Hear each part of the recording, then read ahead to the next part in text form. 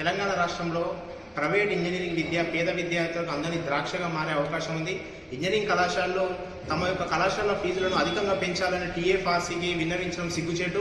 Engineering కళాశాలలో సరైన మౌలిక సదుపాయాలు కల్పించకుండా, తగిన ప్రమాణాలు పాటించకుండా నేను ఇష్టానుసారంగా విద్యా వ్యాపారం పేరిట లక్షల కొద్ది ఫీజులు పెంచుకోవాలనేటువంటి విషయాన్ని ప్రభుత్వం చేరవేయడం అనేటువంటిది సరికాదు.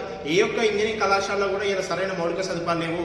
ఇంజనీరింగ్ కళాశాల ఎందుకోసం ఫీజులు పెంచుకోవాలనుకుంటున్నాయి? ఇంజనీరింగ్ కళాశాలలు చేస్తున్నది ఏంటి? అసలు ఇంజనీరింగ్ కళాశాల పూర్తిగా విద్యా వ్యాపారం చేస్తూ ఇలా ఫీజుల నియంత్రణ కమిటీ అనేటువంటిది ఫీజులను నియంత్రించాల్సింది పోయి ఫీజులను పెంచేందుకు ఒక కమిటీ పనిచేస్తా ఉంది. ఇలా తెలంగాణ రాష్ట్రంలో ఇంజనీరింగ్ కళాశాలలు లేని ఉన్నట్లు, ఉన్ని లేనట్లుగా చూపిస్తూ ఇలా విద్యార్థులు వాళ్ళ తనను మోసం చేస్తూ ఇలా మేనేజ్మెంట్ సీట్లను లక్షల కోట్ల రూపాయలు అమ్ముకుని ఇలా విద్యా వ్యాపారం చేసే ఇంజనీరింగ్ కళాశాలలో ఫీజులను పెంచవద్దని చెప్పి ఏఐఎస్ఎం డిమాండ్ చేస్తా ఉన్నాం. ఇలా సిబ్బంది లేకుండా ఉన్నట్లు తక్కువ జీతాలు ఇస్తూ ఎక్కువ జీతాలు ఇచ్చే విధంగా ఇలా అఫిడవిట్ చూపిస్తూ ఇలా పూర్తిగా ఆడిట్లను, తప్పుడు రిపోర్ట్లను ఇలా ప్రభుత్వానికి టీఎఫ్ఆర్సీ చూపిస్తున్నటువంటి ప్రైవేట్ ఇంజనీరింగ్ కళాశాలపై చర్యలు తీసుకోవాలి.